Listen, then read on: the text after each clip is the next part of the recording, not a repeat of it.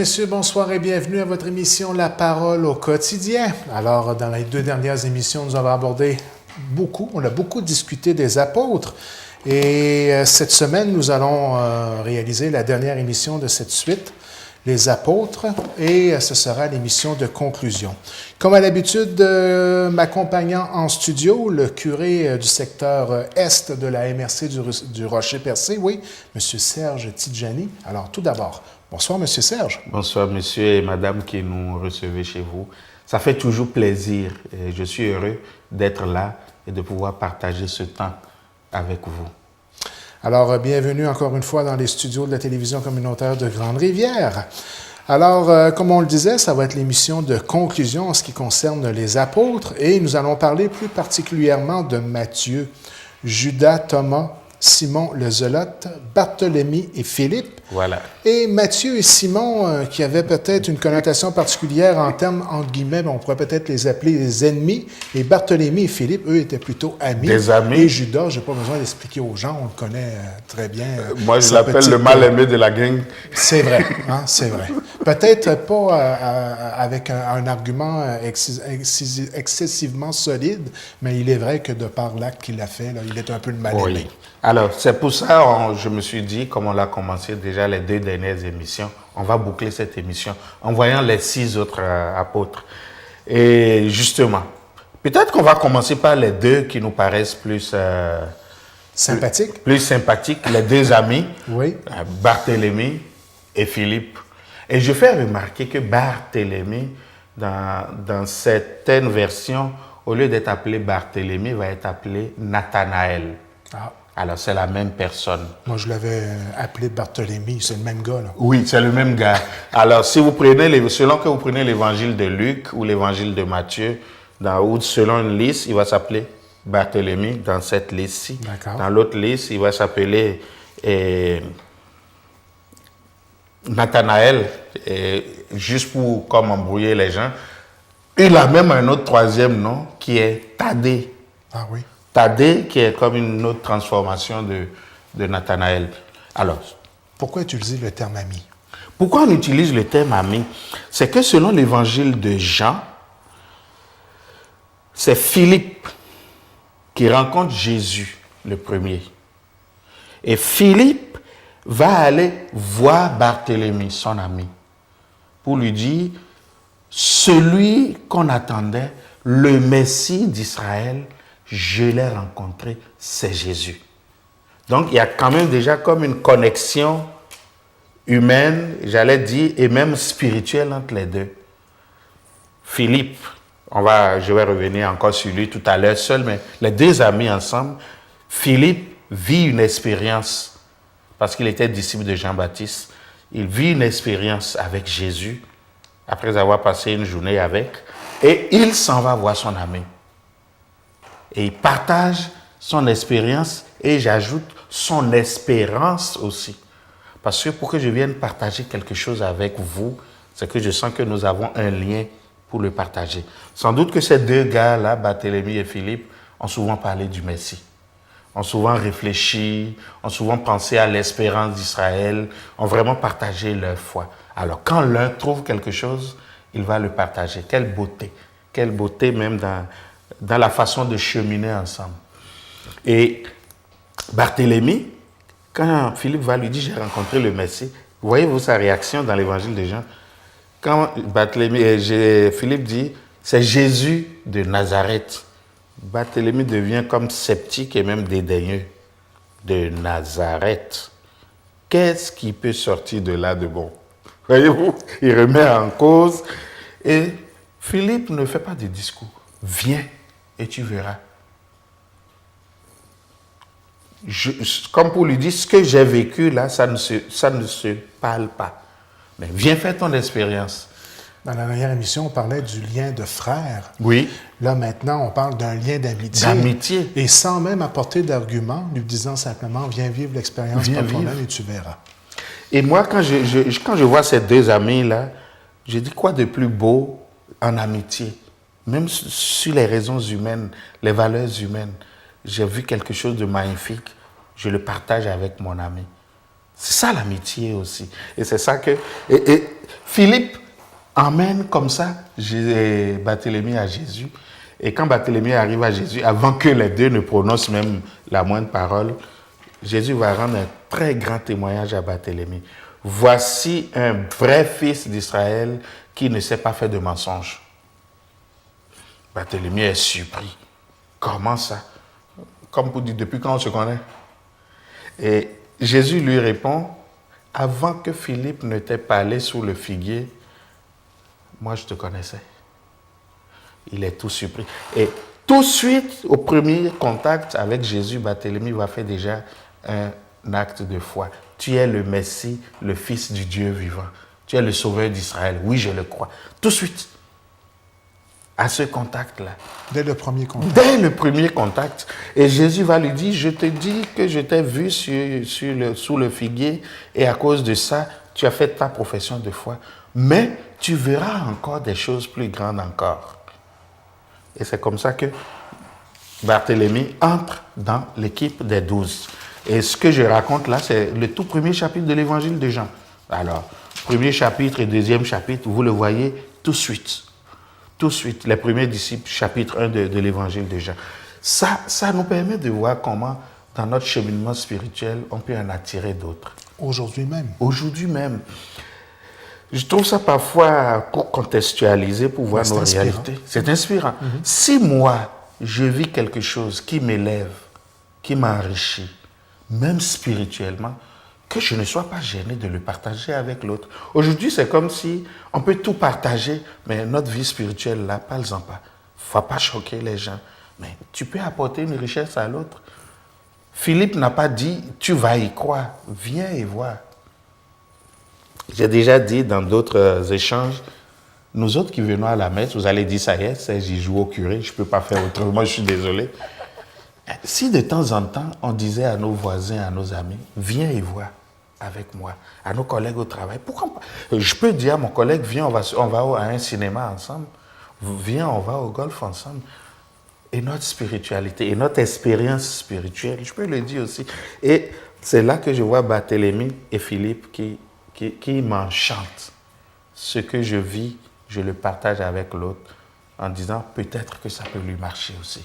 Voilà un bel exemple de la mission même qu'on s'est donnée avec l'émission La Parole au quotidien, d'appliquer quelque chose qui s'est passé dans l'Évangile et d'en faire un lien direct avec la manière où on peut l'appliquer dans le quotidien de nos jours. Voilà un bel exemple. Et si on continue même, Philippe qui a fait cette démarche envers Barthélemy, par 3 fois dans l'évangile de Saint Jean, il va revenir. Et j'allais dire, il est toujours à point nommé quand il réagit, parce que c'est 2 apôtres dont on ne parle pas beaucoup. La première fois, quand Jésus va devoir multiplier les pains, dans l'évangile de Jean au chapitre 6, quand Jésus multiplie les pains, à qui demande-t-il de faire quelque chose? À Philippe. Ça veut dire que ce gars-là devait avoir du charisme quand même, pour mobiliser 5000 foules, pour ramasser. C'est Philippe, j'allais dire, qui fait l'intendance de ce repas-là. C'est pas rien. Et au chapitre 11, chapitre 12, quand des païens vont venir à Jérusalem, ils ont entendu parler de Jésus. Ça les tente de le voir. Mais ils ne savent pas qui est ce gars-là. Vers qui se tournent-ils? Ils vont se tourner vers Philippe. Nous voulons voir Jésus. Et Philippe va devenir la courroie de transmission entre ces païens-là et Jésus. Alors, voilà, Philippe, je dirais, Philippe a été toujours comme celui qui transmet. Il a fait ça avec Barthélemy, il a fait ça avec les autres païens qui veulent voir Jésus. Et une dernière fois où Philippe va agir, c'est à la scène, le soir du jeudi saint, quand Jésus parle du Père. Il parle du Père, il parle du Père. Philippe, à un moment, je dirais, il était comme tanné. Il voulait comprendre un peu plus. Il dit, Seigneur, montre-nous le Père, et cela nous suffit. Et on a la réponse de Jésus, qui est l'une des plus belles réponses qui le met en connexion avec le Père. Philippe, tu es là avec moi depuis si longtemps, et tu ne connais pas le Père. Tu ne sais pas que qui m'a vu a vu le Père. Voilà la réponse que Jésus donne. Mais pour revenir, donc on voit comment Philippe est comme un apôtre pratique et généreux. Généreux de partager son expérience, généreux de toujours conduire à Jésus. C'est ça que je trouve très beau chez Philippe, et Barthélemy, qui accueille l'expérience et qui vit sa foi. Voilà deux amis qui nous montrent comment on peut être amis même dans la foi. Voilà un discours qui nous fait vraiment découvrir ces deux apôtres-là là, avec un œil différent, c'est le minimum qu'on peut dire. Maintenant, en ce qui concerne Matthieu et Simon, les zélotes. Les zélotes, oui. Pourquoi utiliser le mot ennemi dans le cas de ces deux apôtres? Oui, vous avez bien raison, parce que l'Évangile ne dit pas que c'est des ennemis. Surtout Matthieu, pas mal populaire aussi. Ben oui. Hein, c'est drôle. Ben, pas drôle, mais c'est un peu bizarre. Vous connaissez disons. Matthieu? Oui. Matthieu, qui est-il? Collecteur d'impôts. C'est-à-dire que lui, il travaillait là pour le gouvernement étranger romain qui devait amasser une somme d'argent. Ça ne devait pas être facile même à cette époque-là. Hein. Aujourd'hui, les collecteurs d'impôts, ce n'est pas nécessairement ceux qui sont le plus aimés dans notre société. Non plus. Hors émission, je dirais, Matthieu, il aurait été comme un agent de revenus, agence de revenus du Canada, disons-le, ou un agent de revenus au fédéral. En plus que Matthieu, à ce qu'on dit de tous ces gens-là de l'époque, ils ne devaient pas être très honnêtes. Parce que eux, comme c'est eux qui avaient tout le pouvoir sur ce qui concernait les impôts, ils te disent, voici le montant que tu dois payer, tu n'as pas à discuter, tu le payes. Simon le zélote, pourquoi justement on l'appelle le zélote? Parce que le zélote, c'est comme un parti, un groupe de gens qui se disent, nous, on en a assez d'être sous le poids de l'étranger. Nous sommes des Juifs, nous sommes chez nous, et nous ne supportons pas que Rome vienne souiller notre pays, vienne voler nos affaires, parce que Israël et la Palestine étaient colonies romaines, avec Ponce Pilate plus tard aussi. Donc, Zélote, lui, il était du parti de ceux-là qui disent il faut que notre pays devienne indépendant, à tout point de vue. On ne veut plus dépendre du pouvoir romain. Donc, indépendance spirituelle, bien sûr, notre religion, notre culte, notre foi. Rome n'avait pas touché à ça. Ils ont été toujours intelligents, les Romains, quand ils arrivent. Mais intelligents et indépendance économique, monétaire, sociale. Pourquoi nous devons envoyer de l'argent à un gouverneur qui a pris notre pays, qui a pris notre terre Alors, voyez-vous, ces deux ennemis, on peut le dire comme ça. Un, j'allais dire, un qui travaille au fédéral et l'autre qui travaille à vouloir l'indépendance de son pays. Voilà les deux qui se retrouvent aussi dans la même équipe de Jésus. Et malgré leur position particulière, ils ont quand même accepté d'embarquer dans la barque. Ils ont accepté, mais il faut savoir que... Ils n'ont tout de même pas mis de conditions. Non, l'élément centralisateur, c'est ça qui est beau. Parce que tous les apôtres ont fait une expérience de Jésus. L'élément qui les centralise, c'est Jésus. Donc, aussi bien, c'est beau, Philippe et Barthélemy sont venus ensemble, mais les autres aussi sont venus chacun de son bord. Et Matthieu, vous vous rappelez comment Jésus l'a appelé? Il était assis à son comptoir. Jésus passait par là et Jésus lui a dit, lève-toi, suis-moi. Et l'évangile nous dit, aussitôt, Matthieu se leva et le suivit. Donc, ce gars qui travaillait pour le pouvoir étranger, le pouvoir païen, le pouvoir romain, avait vécu quelque chose à tel point que quand Jésus lui dit, viens et suis-moi, il est capable d'avancer. Et Jésus, en allant chercher un gars comme Matthieu, nous dit, attention de juger juste l'extérieur. Pour les gens, c'était un publicain, un pécheur public. C'était un collecteur d'impôts. C'était un méchant. C'était un traître, ce Matthieu-là. Et Jésus va lui dire, suis-moi. Qu'est-ce que Matthieu a compris en suivant Jésus? Je ne sais pas, mais en cours de route, il va comprendre qu'on peut refaire ses choix. Alors que Simon le Zélote, lui, Jésus arrive, il apparaît comme le libérateur d'Israël. Simon le Zélote, lui, veut la libération de sa terre. Que fait-il? Il embarque avec Jésus, en espérant que peut-être Jésus va lever une armée ou va lever une gang et tout ça, et puis on va se battre enfin. En voilà un qui va nous aider à reconquérir notre terre.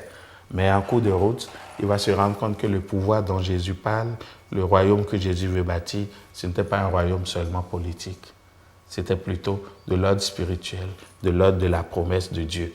Et là, Simon est resté. Il aurait pu partir en disant « je me suis trompé ». Mais Simon s'est converti.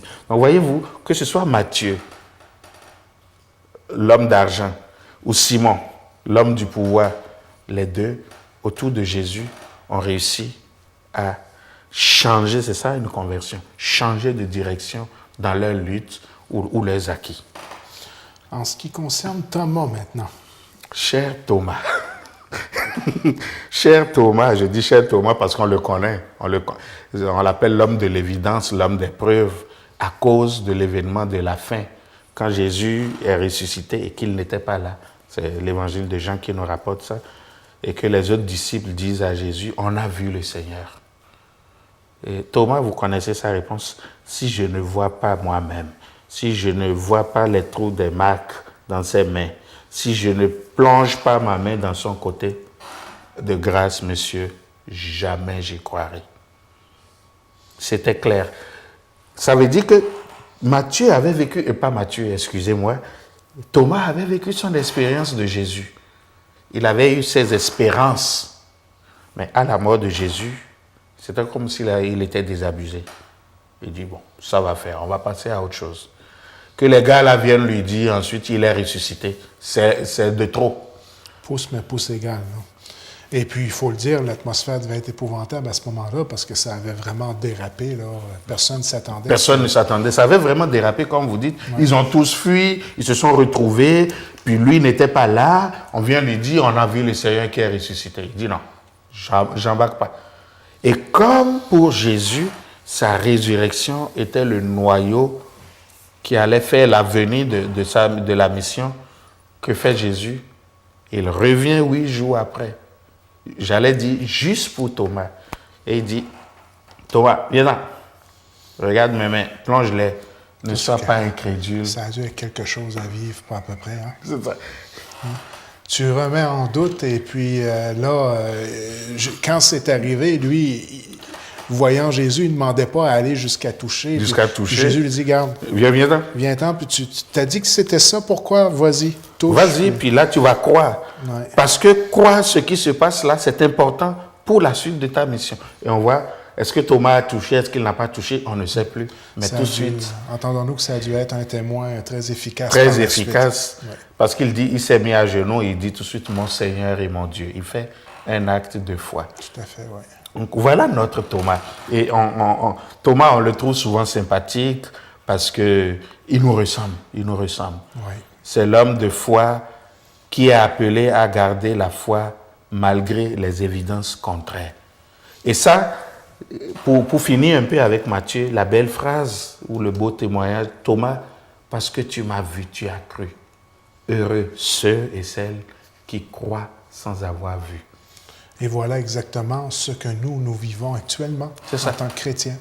Il a fallu, moi j'allais dire, il a fallu Thomas pour que nous, on ait une si belle parole de grâce.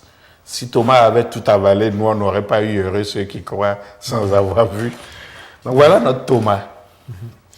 Et on le disait en préparation de l'émission, et je termine avec cet apôtre-là, Judas, qui se trouve être un peu le mal-aimé. Et je pense que je n'ai pas besoin de résumer le pourquoi à la maison, qu'il a un peu une réputation un peu de mal-aimé, ou ici de traître, carrément.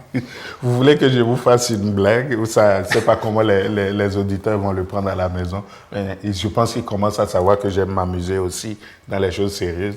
Et une fois, on parlait justement des apôtres dans un groupe. Et j'étais là, au milieu de personnes plutôt québécoises et donc plus de race blanche que moi.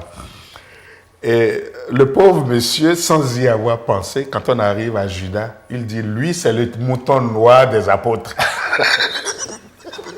Et vous étiez-vous le seul, vous étiez le seul noir autour? D'accord. Est-ce que vous êtes levé ou vous êtes parti? Ou moi, ça m'amuse. Ou vous êtes levé, vous avez dit, venez toucher. Touchez, prenez contact directement avec... Chaque fois que je parle de Thomas, ça me revient parfois, puis j'en ris encore sans... Ah, mais elle était bien placée. Elle était bien partie. Alors, revenons, soyons sérieux. J'imagine que ça l'arrive aussi lors de l'événement en tant que tel. Là. Ça leur rit lorsque c'est... Oui. Ben, on décompresse là, puis... Oui, c'est ça. On s'énerve pas pour... Il n'y a pas eu de chicane. Non, il n'y a pas eu de chicane, puis il n'y a pas eu de méchanceté, là. OK. Alors, si je dis, Judas, il est vu comme le mouton noir des apôtres, que ça ne vous surprenne pas, vous savez désormais, d'où je tire cette expression-là. D'accord. Mais venons à Judas. Oui. Toujours est-il qu'on ne sait pas comment Jésus l'a recruté. Mais il s'est retrouvé aussi parmi les disciples. Donc, des disciples, c'est-à-dire toute cette foule qui suivait Jésus. Et comme on l'a vu à la première émission, Jésus en a trié 12. Donc, c'est tout de même spécial que c'est le seul apôtre qu'on ne connaît pas la façon avec laquelle il a intégré le groupe. Non, pas vraiment.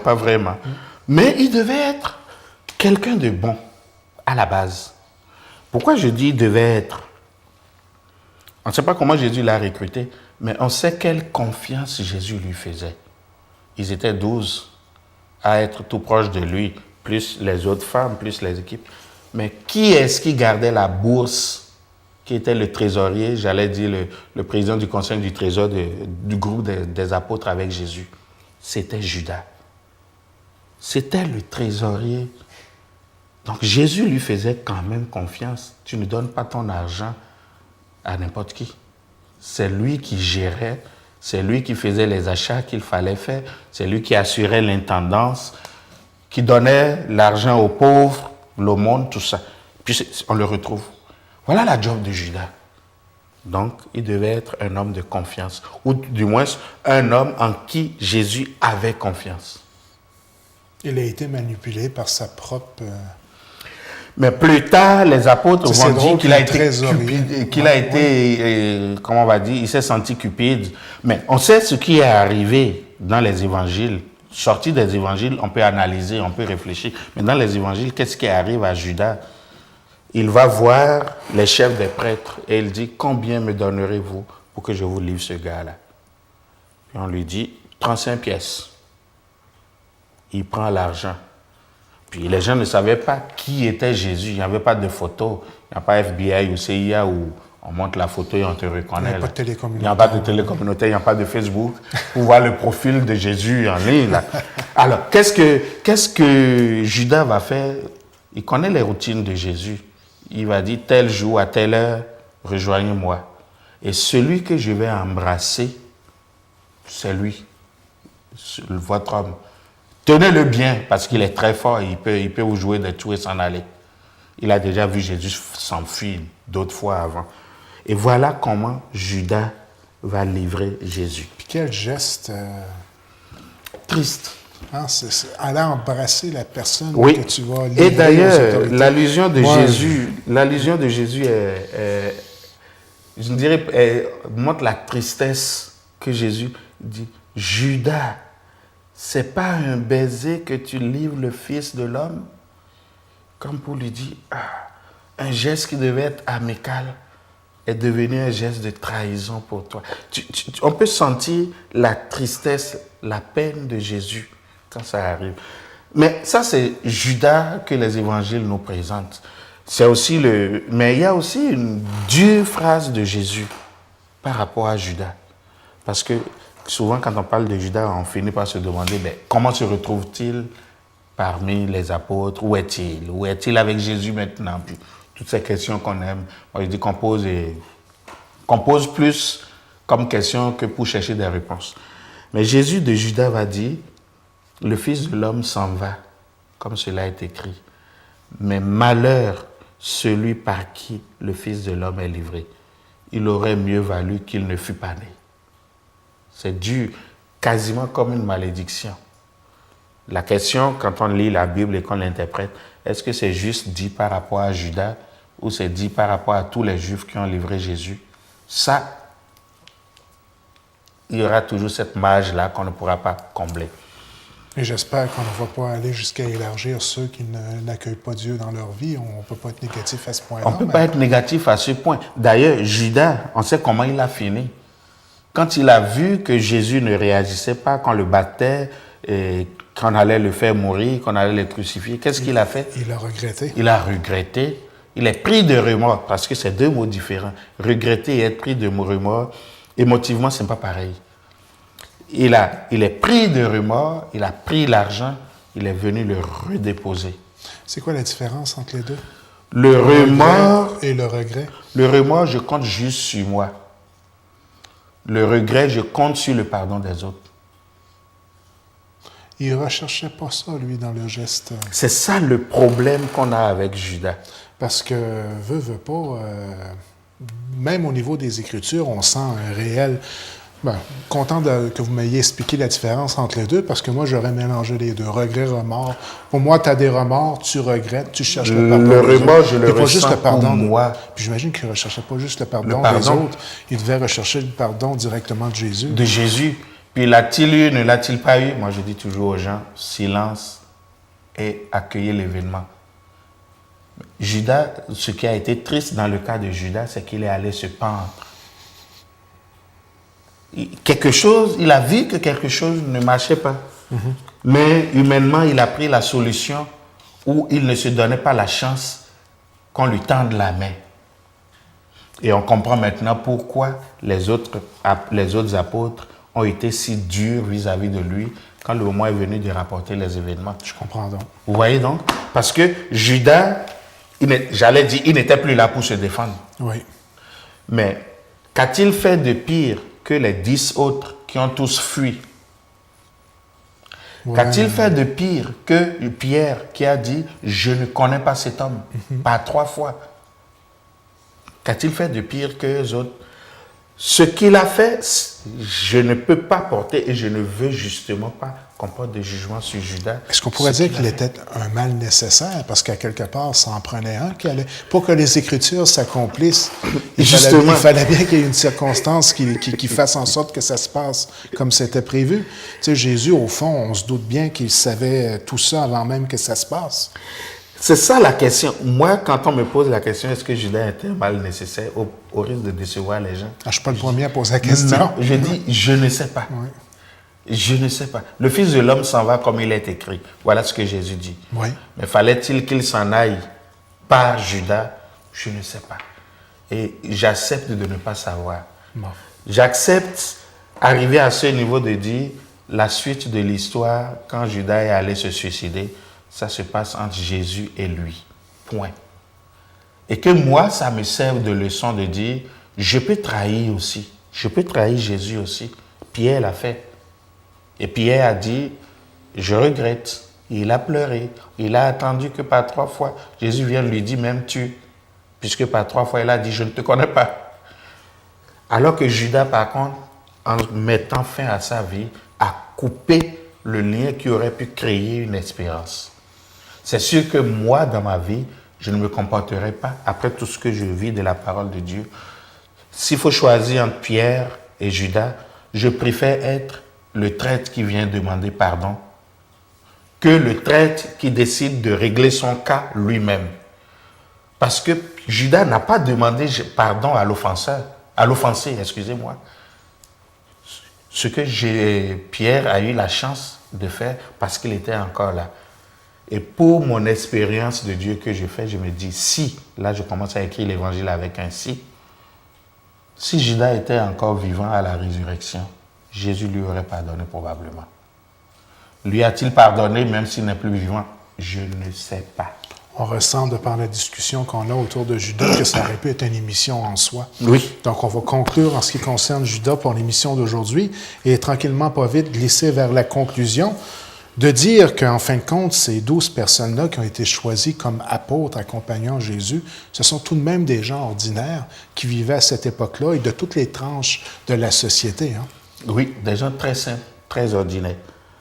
Des pêcheurs, des politiciens, des révolutionnaires, des voleurs, des tricheurs, des travailleurs fédéraux, tout ça mis ensemble, mais qui se sont retrouvés avec Jésus, autour de Jésus.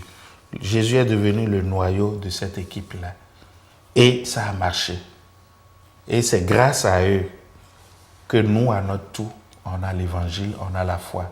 C'est eux les premiers à avoir transmis cette foi, à avoir transmis la vie et le message de Jésus que nous, on a aujourd'hui. Est-ce qu'on peut dire qu'ils ont été les premiers ambassadeurs, les premiers prêtres, est-ce qu'on pourrait dire comme ça? Plus que prêtres. Les premiers missionnaires, et d'ailleurs dans l'évangile, c'est là-dessus que je finis, qu'est-ce que Jésus leur dit? Quand les 11, Judas n'était plus là, Matthieu 28, quand Jésus les rassemble sur la montagne en Galilée, il leur dit aux 11 qui étaient prosternés là, qui avaient encore quelques doutes, tout pouvoir m'a été donné sur la terre. Eh bien, je vous envoie, allez de toutes les nations, faites les disciples, baptisez-les au nom du Père et du Fils et du Saint-Esprit et enseignez-leur, transmettez-leur tout ce que je vous ai appris. Ça, la mission des apôtres a été d'être avec Jésus en premier lieu et plus tard continuer la mission de Jésus. Et pour les chrétiens et chrétiennes que vous et moi nous sommes aujourd'hui, c'est encore ça notre mission. Ouais. Être avec Jésus et au même moment transmettre Jésus à ceux et celles qui nous entourent. Alors je vous souhaite d'être vraiment là où vous êtes, des apôtres de Jésus.